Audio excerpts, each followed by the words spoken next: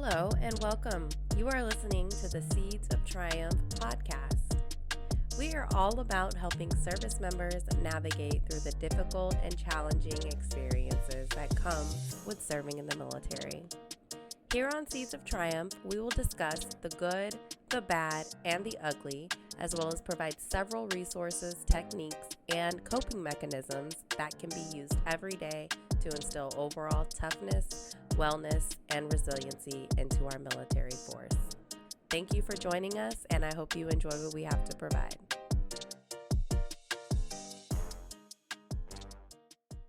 Welcome to the Seeds of Triumph podcast. Today, we will be talking about resiliency and mindfulness with our guest speaker, active duty Navy Chief Petty Officer and licensed marriage and family therapist, Toy Harris.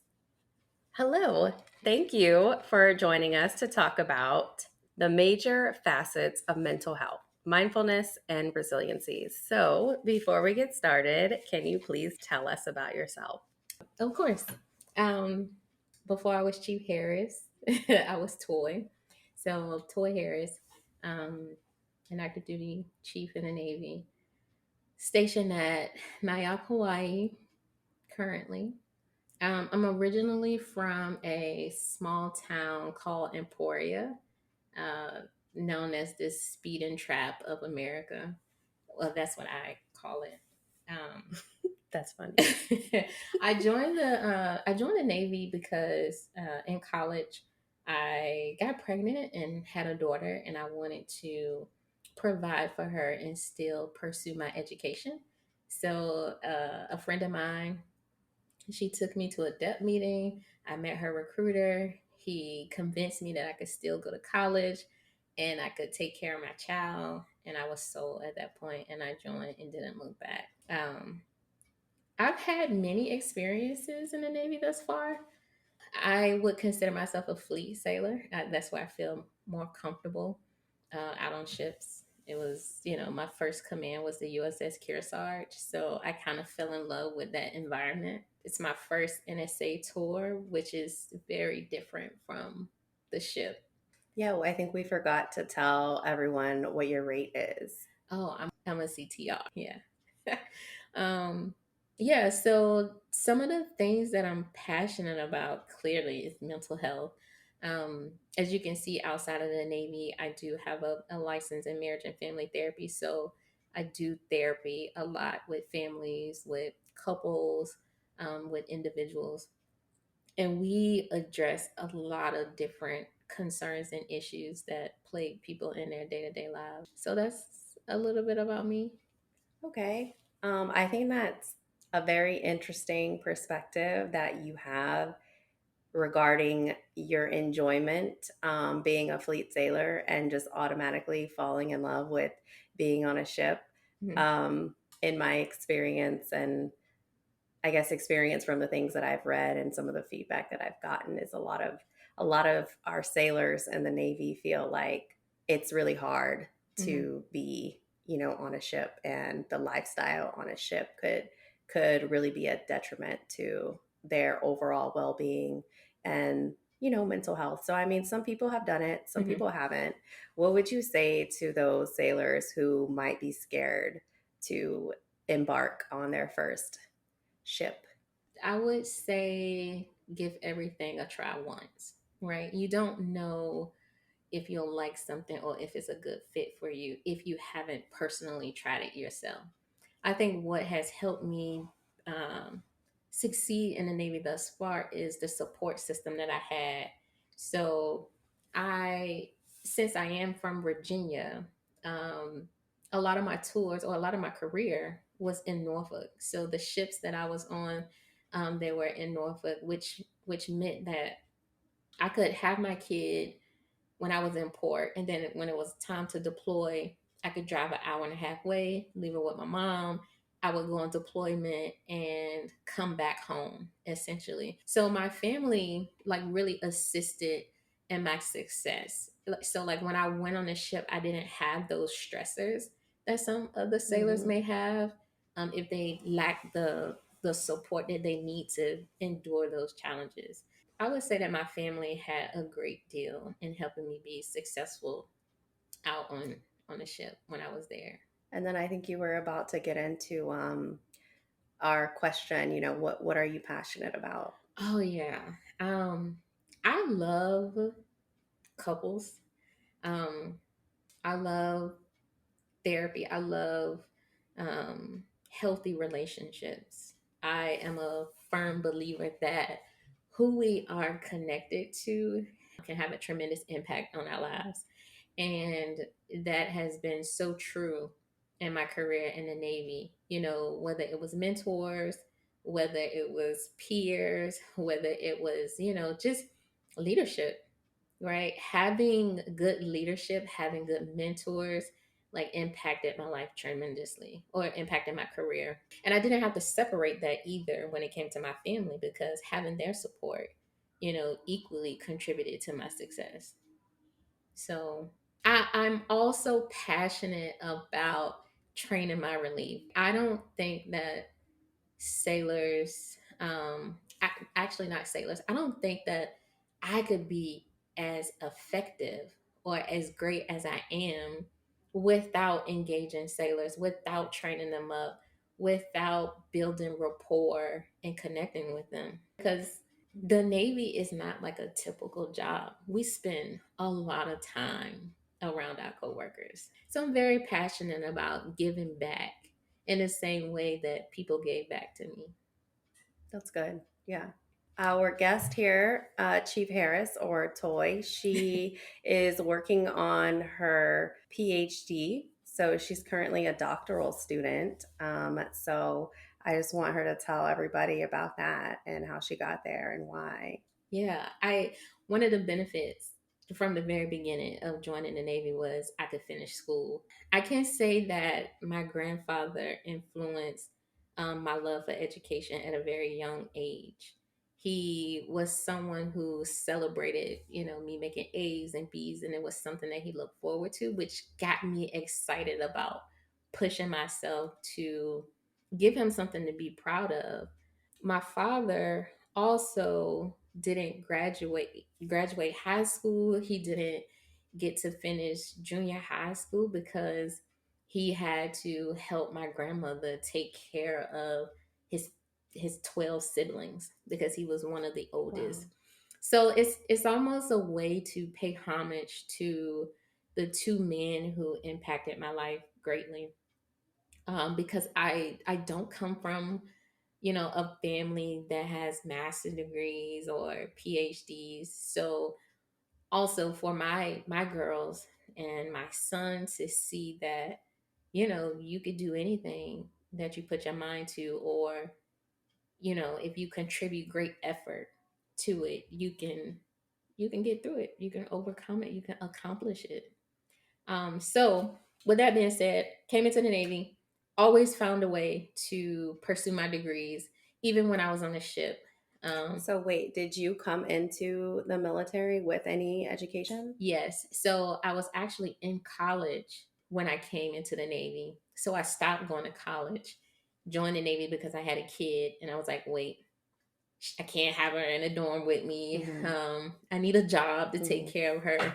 So I actually stopped going to college and joined, and then I rolled my credits over to St. Leo, and St. Leo picked me up, and I rolled my credits into a psychology degree. Was that your bachelor's? Yes, Okay. yep, my bachelor's is in psychology. So from there, every time I got on shore duty, I took advantage of TA. I also used the Pell Grant and used TA, and I got some extra funding so I could pay for my books. I invested a lot of time into just really pursuing my education on shore duty. So once I graduated with my bachelor's, I then pursued the master's, and I used my GI Bill. I started to use my GI Bill because around that time in the Navy, an instruction had rolled out where they had kind of started to cap TA. Mm-hmm. So I had to cut into my GI Bill, which was okay because my children have education funds set up already. So I didn't need to reserve my GI Bill for them. So I tapped into my GI Bill, started my master's, and I was able to work out a deal with my leadership, who was very supportive of, me pursuing this degree. That's so So awesome. yeah, Yeah.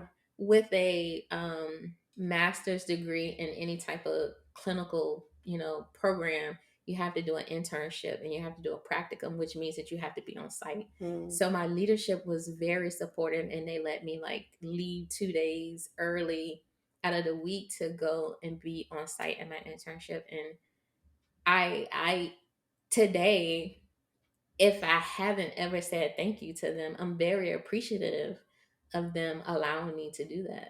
Um, so that helped me secure my master's at my last shore duty. So you were able to join the Navy with two kids? One. One kid. Mm-hmm. Then now you have three. Mm-hmm. So you joined the Navy with a kid and an unfinished bachelor's degree. Mm-hmm. You deployed on ships. Mm-hmm. And through all of that, you were able to have another two kids, Yeah. get married, and finish your bachelor's degree, get a master's degree, Mm-hmm. and then start working on your PhD. That must have been challenging. For sure. Yeah. For sure. I compartmentalize well, and I don't know if that's the healthiest thing to do, right? But it worked for me. It was like a coping strategy. I would just devote, like, when I'm at work, I'm at work. When I leave work, I'm no longer at work. Like, I transition Mm-hmm. to student, right? And then when I get home, I'm mom, or I'm a wife, right? Or both. But there are times where all of us are doing homework together. My children are doing homework and I'm doing homework too. There are times where we're at the beach and I have my laptop out because I got to get my assignments turned in. The more that I put on my plate, the more I found that, I was having to sacrifice some time in other areas, and it started to, to enmesh. Mm-hmm. Um, but I don't keep my family out of the loop, so they're very understanding. That's good. Yeah. Yeah. One of the education is huge.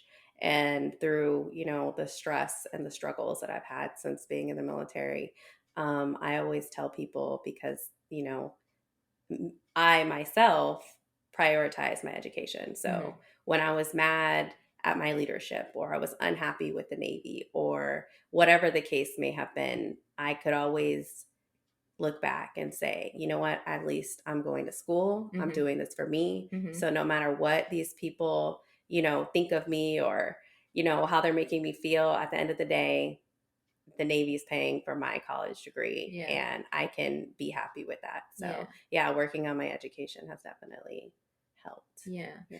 And I don't think that I probably don't talk about it as much as I should, but I don't think that people understand the gravity of what it means to have the opportunity to pursue the education.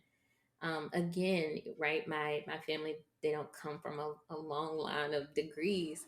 So with that being said, I didn't have an education fund, right? My mom Mm-hmm. and my dad, they weren't in a position to financially support higher education.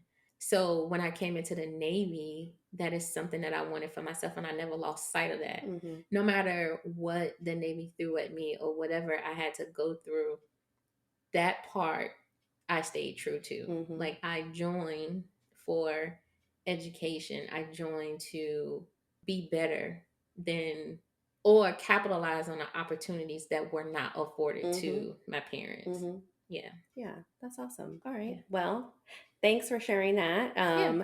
To not make it into an education podcast. I know, right? Let's UTA, go to yeah. school. let's talk about resiliency and just explain, what is resiliency? For me, it is just the ability to bounce back. I don't think I'm naive to where I believe that everything is going to always go as planned, right? Especially in the military, we have to adjust. We have to, think on the fly. We're put in stressful situations all the time. So I think that for me, resiliency is like, if this knocked me down, if this set me back, do I have it in me to go at it again? And I also developed a mindset where I can accept no, right? But how do I get to yes? So, in short, it would just be my ability to bounce back. Do you think that everybody is resilient or capable of resiliency? Absolutely, I do. And I think that it starts with whatever the priority is, right? Because on the outside looking in, we can be very judgmental and say, "Oh, you're not strong enough. You're not resilient." But I think that's unfair if we don't understand what the person want or need, right? Yeah. Because those sailors who go out on a ship and they find it very difficult, or is difficult to adjust and cope, I don't think I hear leadership asking them, have they ever been in a place where they had to be away from their family, Right. where they had to, sleep in a berthing with Right. 40 people that you just never Right. met. There are a lot of things that happen on ships that are irregular. Yeah, it's like a shock factor, and Yeah, I don't think people who I don't think a lot of us give ourselves grace when it comes to that. I for think sure. we're so hard on ourselves, like, why am I feeling like this? I'm not tough enough. But honestly, it's normal, Yeah, right? yeah, To feel stressed or having, a slower time to adjust because you've never been in that environment before. yeah, Yeah. yeah, So I think, yeah, people, everyone giving yourself grace when you're confronted with a situation that you've never been in before is just something to think about. yeah. My first deployment, my daughter, she was young. She probably was like 2 or 3. She might not even been that old, to be honest. And when I came back, she would not come to me. I was a stranger to her. And clearly, I'm a young, new mom. And I was so taken aback. Like, girl, I'm your mom. But she had been around my mom for so long that, that was like her nurturer, her caretaker. So that was an adjustment for me. And I think if I'm thinking about resiliency, I didn't want to give up on the Navy and I didn't quit. But what I did do was adjust. And the next time I went on deployment, we printed out pictures. Yeah. My mom printed out a picture of the ship where she could carry like this picture book around. And then she had a picture of the ship. And my mom would say, whenever she asked where her mom was, my mom would say she's on the ship. And then she always had the ship to look at. And then she had pictures of me. So she wouldn't forget me. And that was helpful the second time around compared to the first. So I wanted to ask you, we talked about the idea and the goal behind this podcast, right? Which is for people to come on and share their own personal experiences with resiliency, right? Mm-hmm. Sharing their examples of when they were triumphant, right, through their struggles. So the podcast is called Seeds of Triumph, and I just want you, with your experience, to explain, how sharing these stories can benefit. Yeah. Um, so my grandma used to say this saying that, like, when older people are talking, you should listen because they have wisdom, Mm, right? So that's how I see mentors or leaders in the Navy. They have gone through some of these experiences, and I think that it would be foolish to not tap into it. right. So, with the whole seeds and stories, I think that by people opening up and sharing their stories, it can provide hope. Other people may feel like, wow, I can relate to that. And it becomes normalized where it's like, oh, well, I'm not the only person that ever experienced Hmm. that. And then it just opens up the opportunity for these conversations to happen, for people to heal, for people to connect. So I think that this whole concept behind Seeds of Triumph is great because at our command alone, because we are Intel and we do a lot of work on the computers, we lose sight of just the human to human interaction on a daily Hmm. basis. It's like, oh, if I got something to tell you, let me Skype you. Right. Um, Or we're in an environment where it's like, if I do take the time out to talk to you about a story, it's like, shucks, I done wasted 45 minutes of the day. Right. Right. Yeah. Yeah. So Mm-hmm. I think that there's a lot to be said about relating and sharing stories. And actually sharing stories give people the opportunity to learn from other mistakes, Right. right? If someone is saying like, hey, don't do this way, and I'm like, okay. And they tell me about how it impacted or affected their work or their lives, then I can take that in. Right. Or like, this happened to me and it was awful, but this is what I did Yeah. to bounce back from it. Yeah. Yeah. So then the next thing was I wanted you to introduce everyone to mindfulness and meditation. Oh, it's my favorite. I should be an ambassador for the Calm app because I talk about the Calm app like I created it. So mindfulness, right? Wait, what's the Calm app? Oh, I'll get to it. Okay. All right. Mindfulness is just a state of non-judgmental awareness of what's happening in the present, right? That's what it means to be mindful. And not that you're not daydreaming, because that happens in the practice of mindfulness, but it's like you being very aware of what's happening in the present. So there are two components to mindfulness, that's awareness and acceptance. Awareness is you noticing your thoughts, your feelings, any physical sensations that you're having.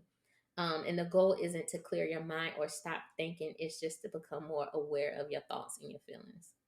Now, the acceptance piece, when you have those thoughts, those feelings, and those sensations, you are just to observe them without taking them on in a non judgmental way. So, have you ever heard someone say, I'm very angry, Mm-hmm. right? I've said it plenty of times. Yeah. So, mindfulness would be you noticing that you're starting to get flustered or frustrated or angry, right?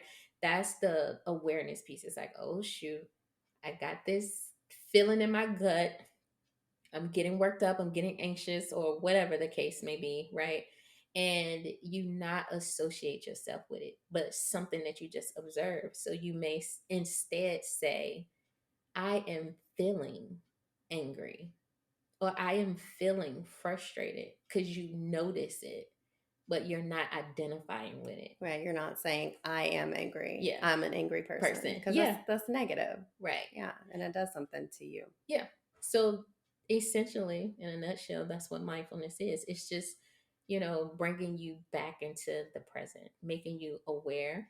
I think the hardest part about mindfulness for people is to accept your feelings without judging them or Mm-hmm. minimizing them, Mm-hmm. right? Because it's like, you know what? I was very frustrated earlier about this thing that happened. It's like, well, wait, I was tripping. Maybe I shouldn't have been frustrated. Maybe I overreacted, right? So you don't want to judge your feelings or your experiences if that's what you felt. Right. That's okay. Yeah, it's okay.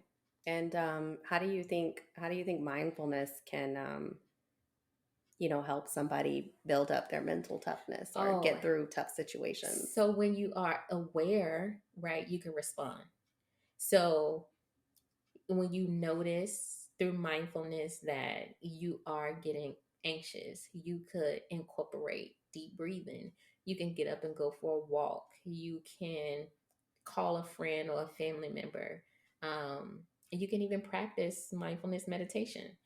So whatever coping strategy, healthy coping strategy, right, that you have, or that you're familiar or comfortable with, you can employ that. So I think that that's why mindfulness is so important, because you can't treat something that you're not aware of, right? If you Right. don't know the root or what it's stemming from, you can't fix it. Or a lot of people, I'm sure, I can attest because I've done this too, you get angry, you're stressed at work, and then you come home and you want to have a glass of wine. Yeah. That's not really dealing with your feelings. Mm-hmm. You may, I can probably say that I probably wasn't even aware of how strongly I may have felt about something. And I definitely didn't take the time to accept it, right? I just picked up a drink and was like, I don't want to feel like this anymore. So Yeah. practicing mindfulness probably would have been a healthier solution, right? To say, you know what, it's okay that I had a stressful day at work Hmm. and just moved on. Yeah. And then if you did have a wine or glass, it wasn't done because of frustration. Exactly. Yeah. Yes. It would have just been like, I enjoy the taste of wine, or, it's, Right. I agree. And then some of the benefits of mindfulness is it can reduce symptoms of depression and anxiety. You can have greater satisfaction in your relationships, whether they are friendships, romantic relationships. Improve memory, focus, and mental processing. It'll help you decrease ruminating thoughts, like those thoughts that you just Mm-hmm. keep dwelling on. Yeah. Yeah, that can drive your anxiety or worry. A really great benefit of mindfulness is it will improve your ability to adapt to stressful I think that's situations. powerful. Yeah. Yeah. I say to lots of people that ask me, how I got through certain things is my ability to adapt. And that wasn't something that came natural. Hmm. I had to learn how to adapt. And I found that once I finally gave in and adapted to my environment, my quality of life and my mental health was just so much better. Yeah.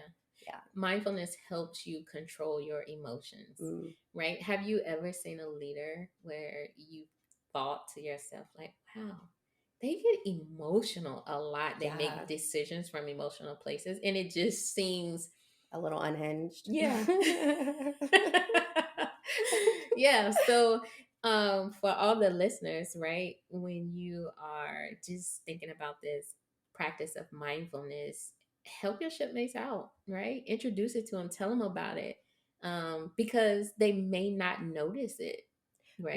Where is something, so like I have been doing a lot of research, right? Mm-hmm. And the story behind creating this platform was just several people saying that they're not able to get access to mental health care, Mm-hmm. or their appointments are only once a month, or they're having to wait 8 to 10 months to get an appointment. Mm-hmm. And so you said something, and you said that mindfulness, one of the benefits could be to actually decrease the anxiety and Yeah. the depression. Some of the things that these people are probably making appointments for. Mm-hmm. So in the meantime, right, Mm-hmm. until they're able to get in to see the provider, where can they go to find mindfulness resources? Okay. So, I use the Calm app. We were talking about that Yeah. earlier. There are also other apps out there for meditation. Some of them do require subscriptions. If you're listening and it's something that you want to try out, I always give people a free trial. Only thing you have to do is contact me and say, "Hey, Chief Harris," or "Hey, Toy, can you let me experience the Calm app?" And I will send you a free trial. YouTube also has, mindfulness meditations. And there are so many things that you can incorporate it into, like yoga. You can do mindfulness walks. You can do mindfulness meditations. You can do body scans. And then you can just focus on your five senses. Those are things that you can do on your own without a, PCM or a mental health professional. These are things that you can do at your desk. These are things that you can do on a ship. These are things that you can do at your building, right? You can go on a walk, right? And clear your mind and do deep breathing. It works.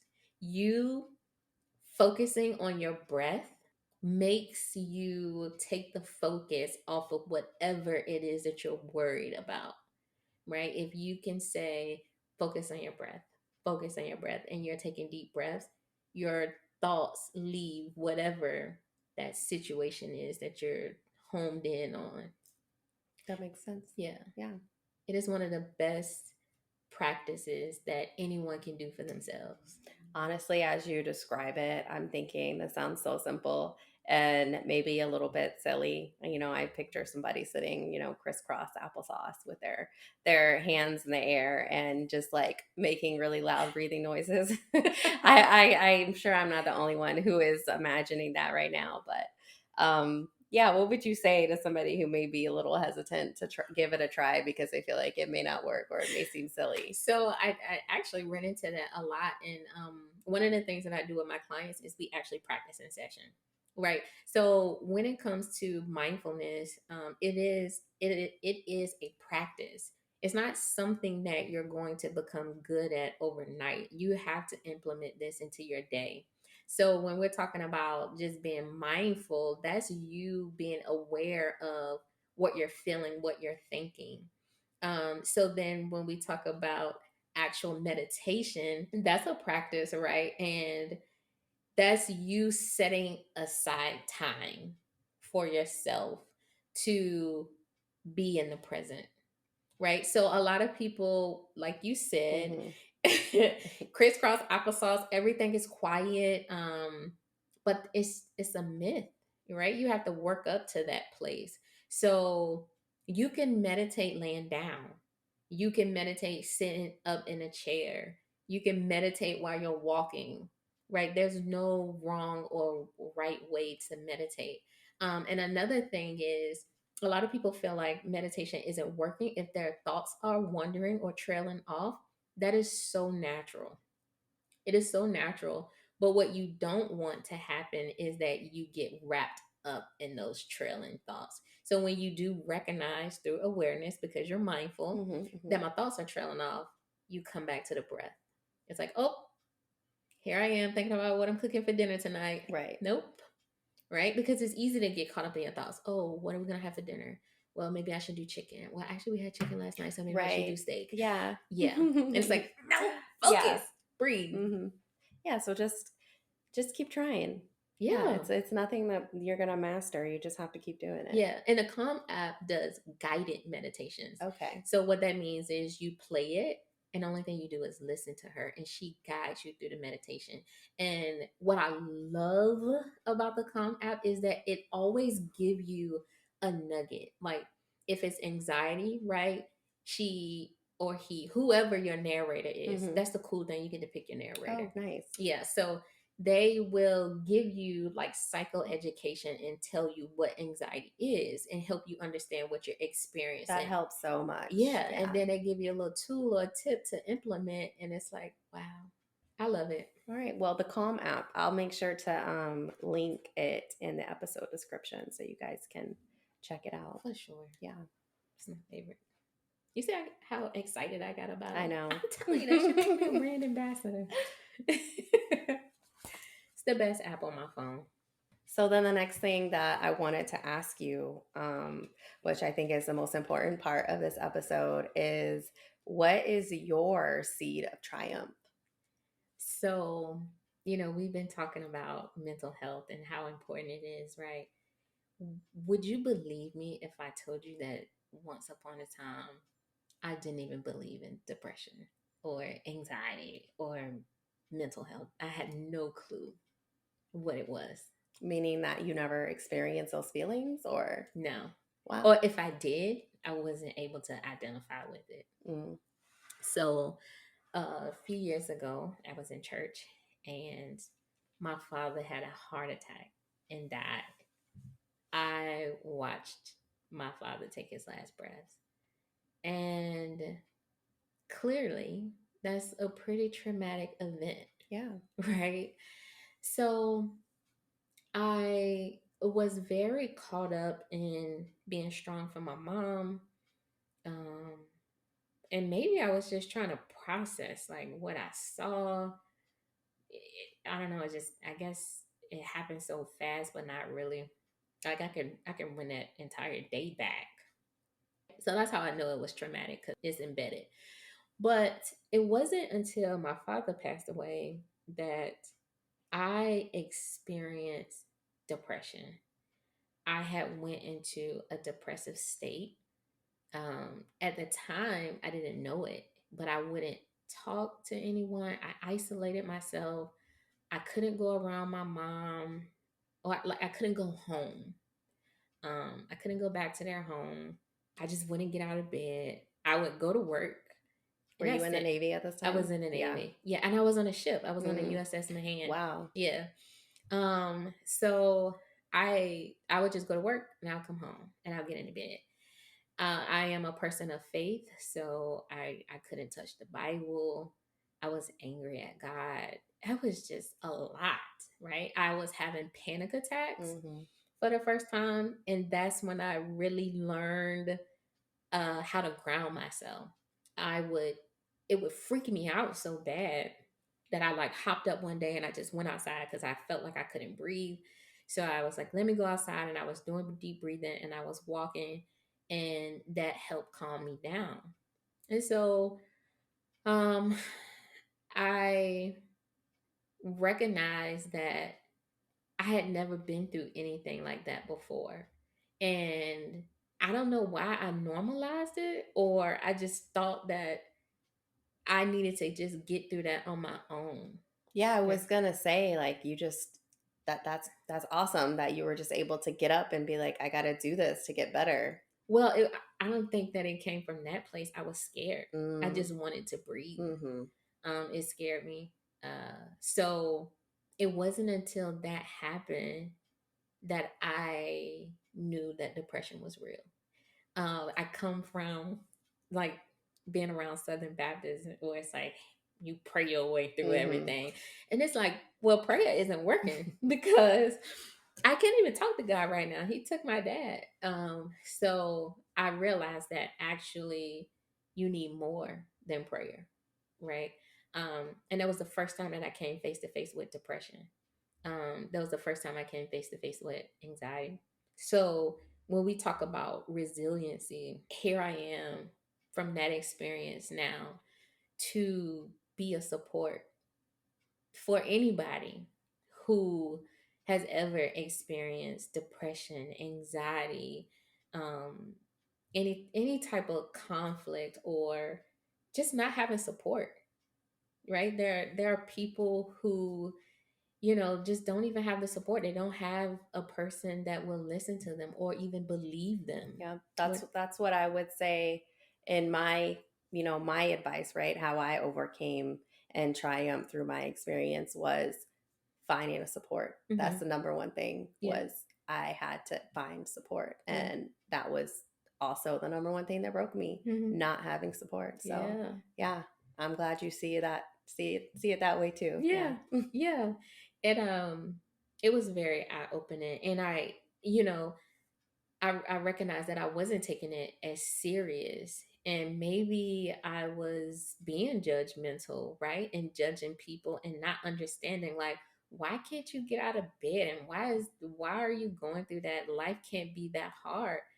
But, you know, like, people experience traumas Yep. in different Yep. ways. And you said that, and it brought me to something that I think a lot of people experience too. It's like, goes into leadership development. It's like, I feel like a lot of the leaders who encounter these situations when people are telling them, I'm having a hard time adjusting, or I can't Hmm. adapt, or Hmm. I'm feeling depressed, they don't understand. And they're Hmm. coming from a place of like, why are you feeling like this? Yeah. This, just suck it up. Like, that's not the right answer. And Yeah. I really think that if you are a leader, just, you got to take a good look at yourself and make sure that, you're considering the fact that Yeah. people handle things Yeah. differently. And I was excited to see the Navy roll out the resiliency training and the models, right? Because I think for so long in the military, mental health was a stigma for various reasons, right? Clearances, disabilities, Mm-hmm. whatever, right? People having this perception that we're supposed to be strong and strong minded. But I think as, technology advanced and like newer generations Right. came about, that the Navy recognized that, in order for us to have a resilient force, we have to equip them with the proper necessary like tools Right. to be able to overcome some Exactly. of these life challenges. Yeah. Right. So as a chief in the Navy, I lead, and I always lead from a place of love. I'm not a medical professional, so I don't get to tell someone what their medical diagnosis is, or if they are equipped for this or not. As a chief, I'm a resource. a leader, but I see myself as a resource. I'm not here to fix anyone's problems, but I'm here to help you navigate through them. So that aligns with exactly what I do on the civilian side. I'm not there to tell my clients what to do or how to do things in their lives, but I am there to help them navigate. So when it comes to resiliency, I applaud my sailors for speaking up about the things that are affecting them, whether it's, you know, on site at our jobs or whether it's at home. To me, they are very resilient to have the courage and the strength to say, I'm not well.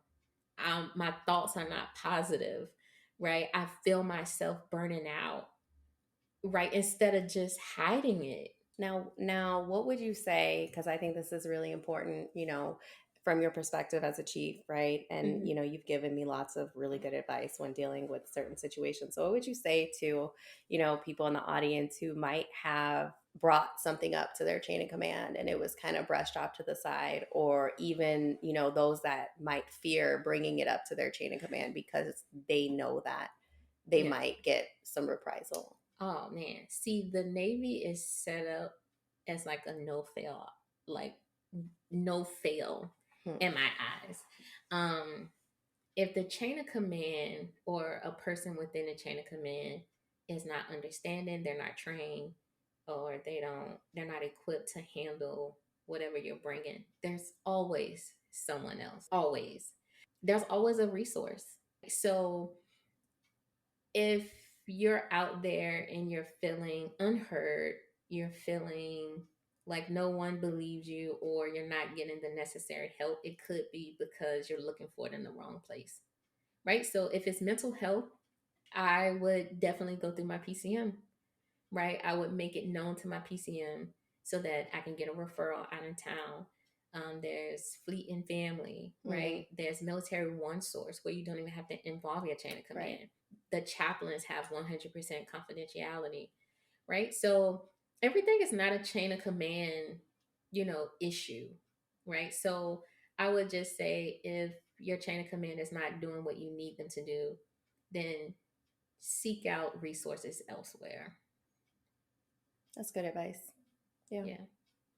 And I just hope that, our chains of commands will grow into this new generation and practice more, emotional intelligence, leadership Yeah. skills, and just we get away from people feeling like they can't talk to their chain of command. Right. Because, like you said, you're there as a resource for your Hmm. sailors. Absolutely. I'll make time. I may not have the resources, but I'll know where to go find it. I won't stop until we get an answer.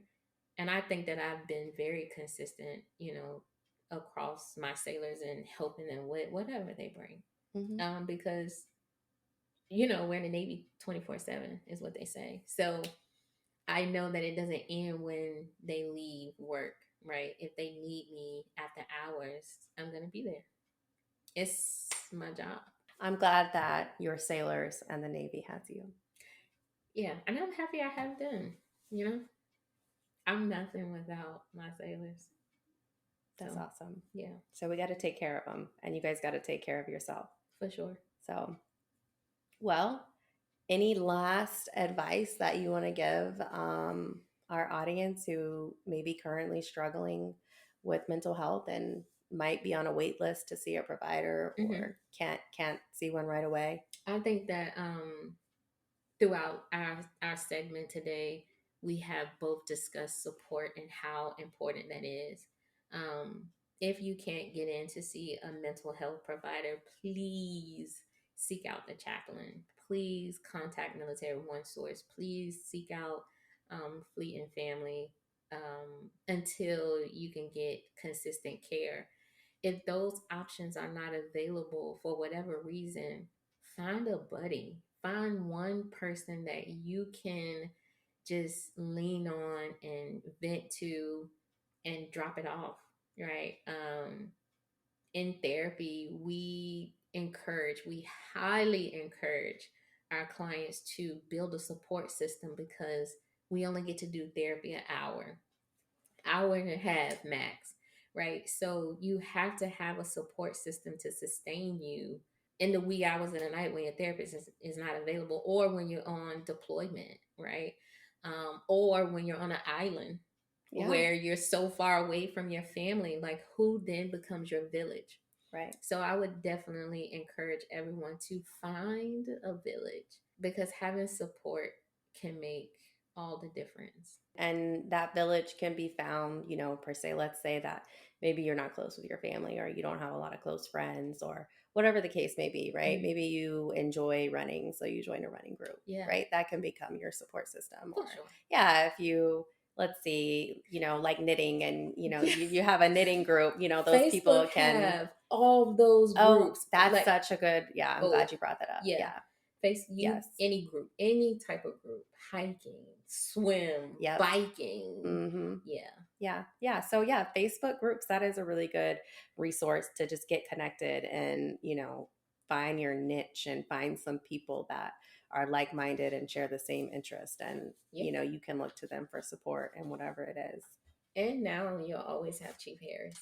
Yes. Yes. And the Seeds of Triumph podcast. So you guys have the email address in the bio. You can always reach out. Yeah. So that's the end of our podcast today with Chief Harris. So we talked about resiliency and Mhm. mindfulness Mhm. and coping mechanisms and the importance of support, like you said, Yeah, and just make sure that you're not stopping at your chain of command if you need help. absolutely. Yes. So with that being said, thank you for coming on and sharing your experience. Can I say thank you for this platform Of course. and allowing so many voices to be heard for our sailors and our service members? Kudos to you. This is very new, and I really hope that if it just reaches one person, Hmm. then it'll be effective. So Yeah. yeah, we're all in this together. Thank you for having me. Of course.